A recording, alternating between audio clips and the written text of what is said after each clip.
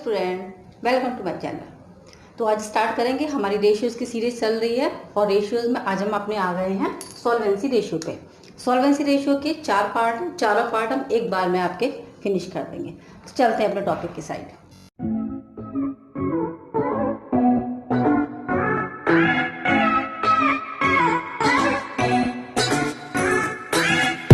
Solvency ratio के first ratio से date to equity ratio, ठीक है। ये चारों ही जो इसके पार्ट है ना, उसमें फोर्थ पार्ट को छोड़ करके बाकी 3 जो अभी शुरू के आएंगे वो एक दूसरे से रिलेटेड है, राइट। तो जैसे हम इसमें पढ़ाएंगे आपको debt to equity ratio.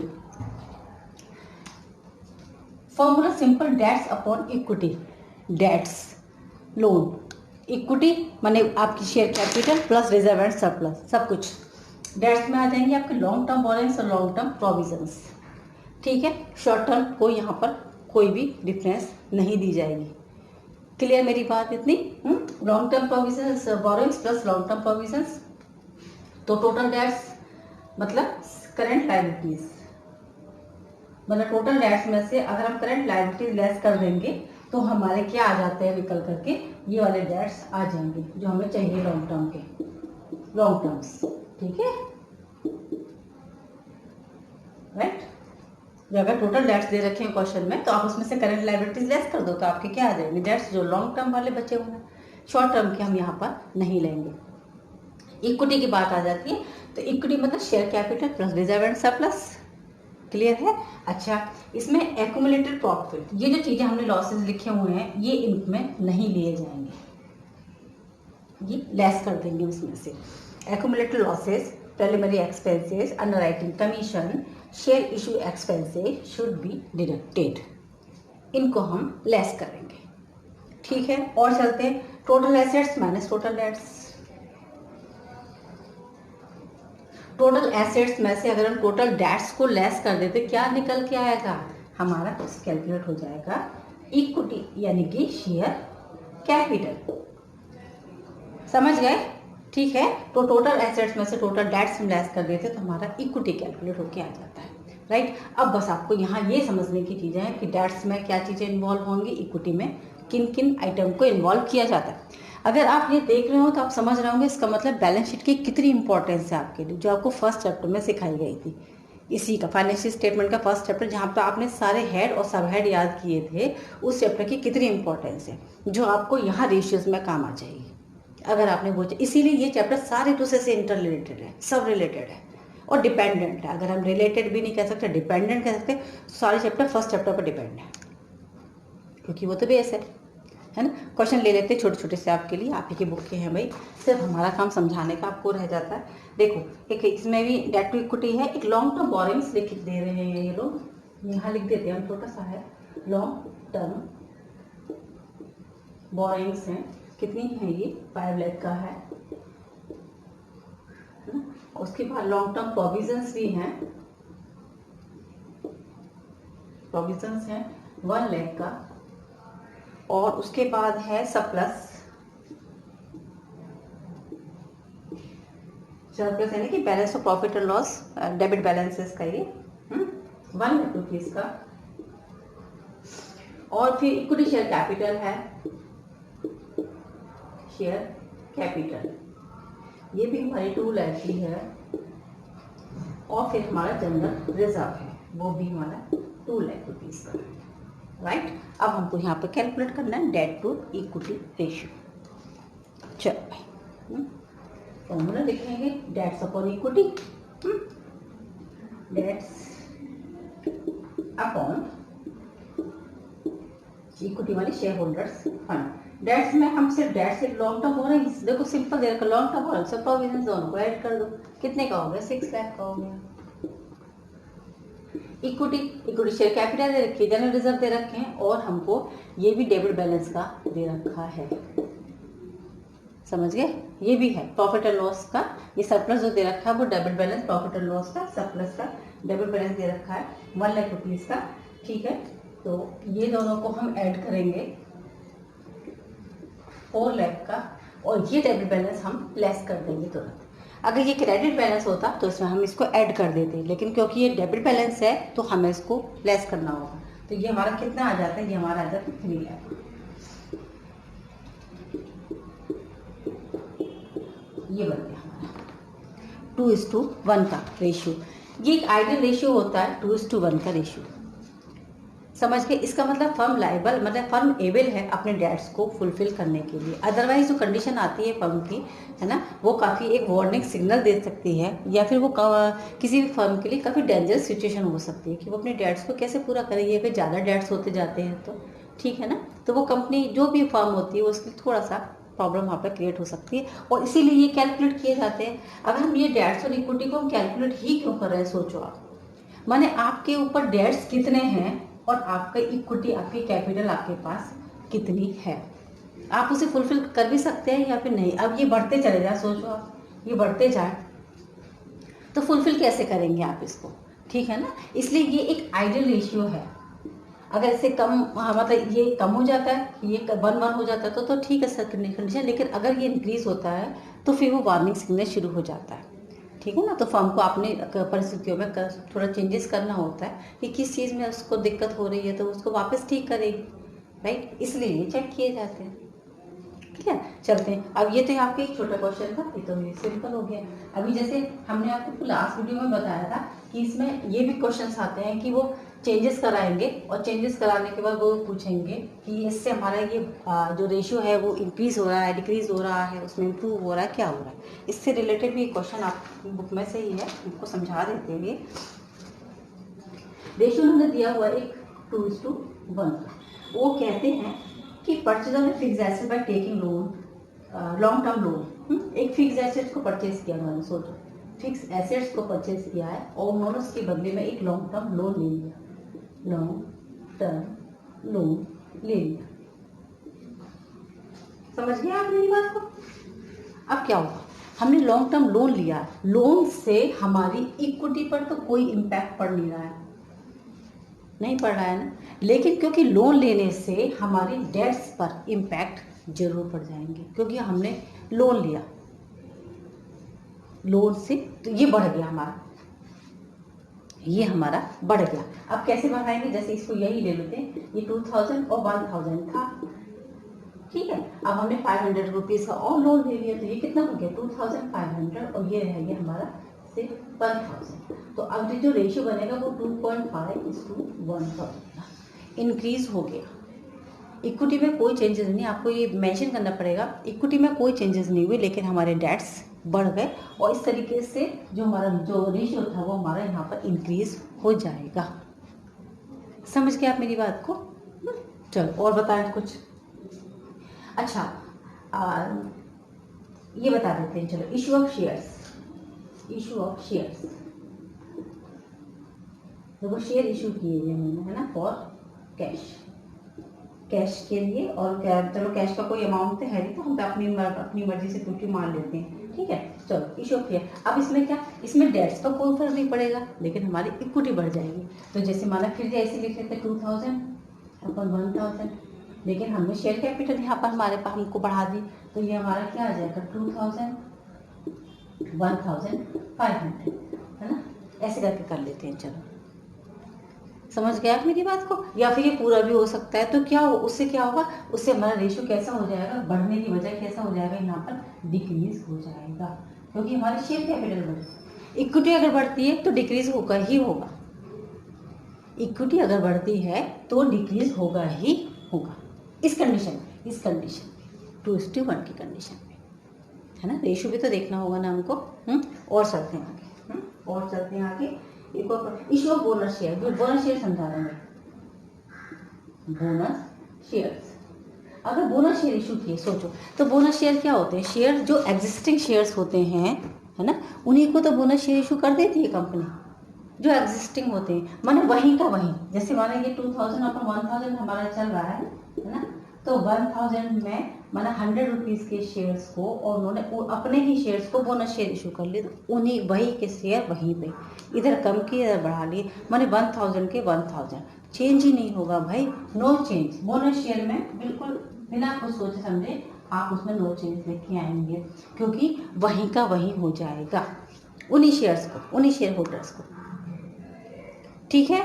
Clear है मेरी बात? अब आगे चलो और भी कुछ चीज़ बता दें इसमें हम आपको। देखो रिडेम्पशन ऑफ डिवेंचर्स ये बता देते हैं, चलो। हाँ, redemption of debentures for cash. अब डिवेंचर्स का रिडेम्पशन करा देते हैं। इसको पहले इरेज कर लें।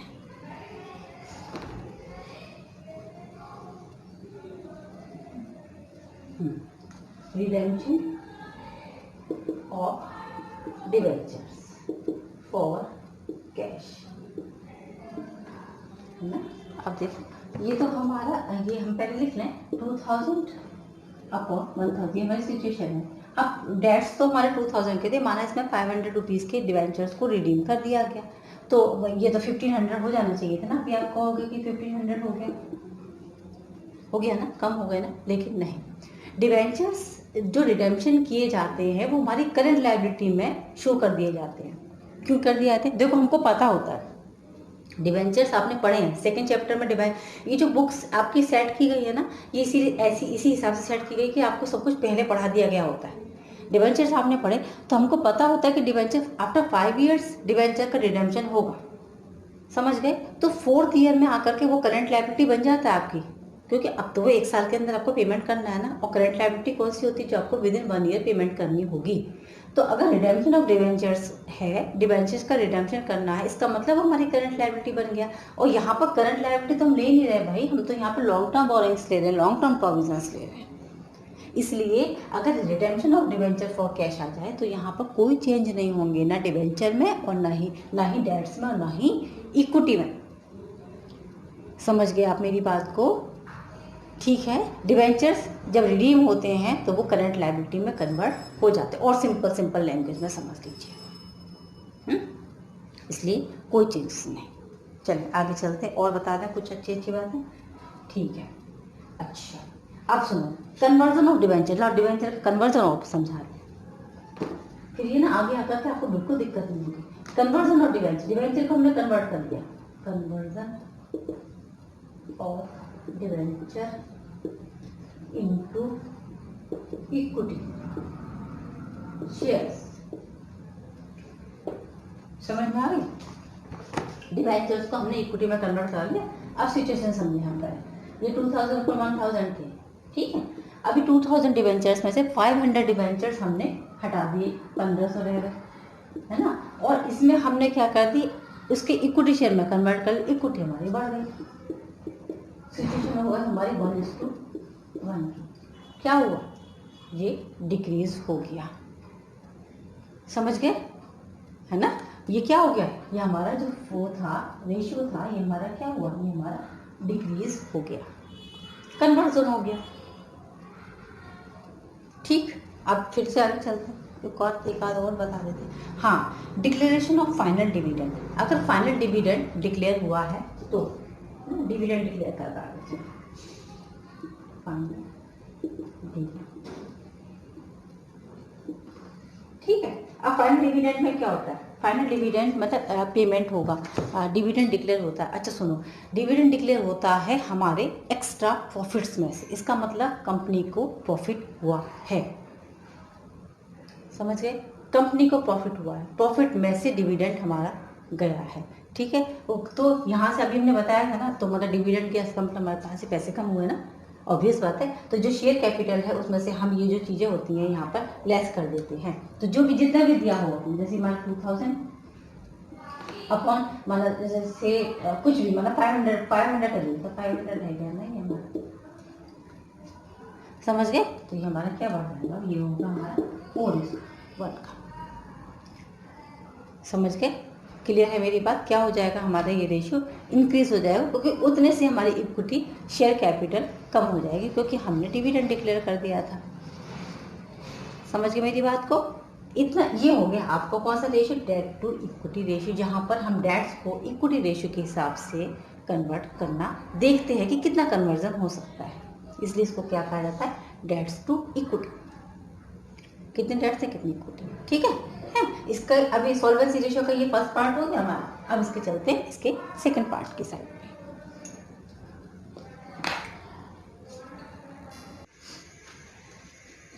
तो सेकंड रेशियो आ जाता है हमारा सॉल्वेंसी रेशियो में total assets to debt ratio, है ना, बिल्कुल देखो नाम से क्लियर है, total asset to debt ratio, तुरंत टोटल एसेट्स लिख देना अपॉन डेट्स लिख देना। टोटल एसेट्स में यहाँ दोनों एसेट्स आएंगी, नॉन करेंट एसेट्स और करेंट एसेट्स, राइट। तो यहाँ में एसेट्स को भी नहीं क्लियर करना है कि क्या है क्या नहीं है। और डेट्स तो अभी हमने आपको बताया लॉन्ग टर्म बोरोइंग्स और हमारे प्रोविजंस दोनों ही चीज़ें इसमें साथ में आ जाती हैं, ठीक है। टोटल एसेट्स को हम डेट्स के साथ यहाँ रेशियो निकालने का क्या मतलब होता है कि हम ये रिलेशनशिप एक सेफ्टी मार्जिन के लिए होता है। जो लैंडर्स होते हैं उनको पता होता है कि भाई इनके पास एसेट्स कितनी है ना। तो हमने अगर लैंड किया हुआ है, हमने अगर लोन दिया हुआ है और इनकेस अगर कंपनी हमारा पेमेंट नहीं करती है तो एसेट्स हैं उसके पास ना, जहाँ से हम रिकवर कर सकते हैं। इसलिए ये रेशियो यहाँ पर काफ़ी उन लोगों के लिए काफ़ी एक इम्पोर्टेंस रखता है, ठीक है। ये जो एक अगर हम कह सकते हैं आइडियल होना चाहिए तो 1:1 कि दोनों चीज़ें बराबर होनी चाहिए। लेकिन अगर एसेट्स ज़्यादा है तो कंपनी इसका मतलब अच्छी पोजीशन पे है फर्म आपकी। ये क्लियर है, इसमें कोई ऐसी दिक्कत वाली बात नहीं। आगे देखो, थर्ड आ जाता है प्रोप्राइटरी रेशियो। प्रोप्राइटर आप जानते हैं, बिल्कुल सिंपल, जैसा इसका नाम होगा ना सेम इसकी फॉर्मूले भी बन जाएंगे, तो फॉर्मूले में आप दिक्कत नहीं होगी आपको। तो प्रोप्राइटर फंड यानी कि या इक्विटी या शेयर होल्डर फंड, तीनों एक ही बात है, upon total assets. Total assets यही वाली सेम नॉन करेंट और करेंट एसेट्स हमारी, ठीक है। और ये जो हमारी प्रोप्राइटर फंड है ये शेयर कैपिटल आपको पता है, share capital plus reserve and surplus, ठीक है। ये लायबिलिटी साइड से भी एसेट साइड से भी निकल आते हैं, जैसे कि current assets plus working capital. Working capital कौन सी, करंट एसेट्स में से करंट लायबिलिटी लेस कर दो तो वर्किंग कैपिटल कैलकुलेट हो जाएगी, और माइनस नॉन करंट लायबिलिटीज अगर आप लेस कर देते तो आपका इक्विटी यहाँ पर कैलकुलेट हो जाता है, समझ गए, है ना। और टोटल एसेट्स आपको पता ही है इसमें से, यानी कि आप समझ आ रहा है ना कि सब फॉर्मूले एक दूसरे से कनेक्टेड हैं। अगर एक फॉर्मूले में सब चीज़ें आप सीख लेते हैं तो हम आपको सेकंड फॉर्मूले में इतना प्रेशर नहीं आता है। इसका आपको एक क्वेश्चन करा दें, जैसे वही इंक्रीज और डिक्रीज वाला, उसी में ही बच्चों को कुछ थोड़ा सा कंफ्यूजन हो जाता है, बाकी सब चीज़ें आराम से कैलकुलेट होती हैं। देखो ये बता देते हैं, इन्होंने प्रोप्राइटरी रेशियो दे रखा है एक 0.80:1 का, यानी कि ये 1 रुपये है तो ये सिर्फ 80 पैसे है। हमारी एसेट्स हमारे पास 1 रुपये की है तो प्रोप्राइटरी फंड हमारे पास 80 पैसे का है, राइट। यहाँ पर ये क्या हुआ है कि obtain a loan from bank 2 lakh payable after 5 years. एक लोन उन्होंने ले लिया, एक लोन उन्होंने ले लिया जो 5 साल के बाद पेमेंट होगा। अब सोचो लोन लिया है तो हमारी प्रोप्राइटरी फंड पर तो कोई फर्क ही नहीं पड़ा, ये तो इक्विटी है।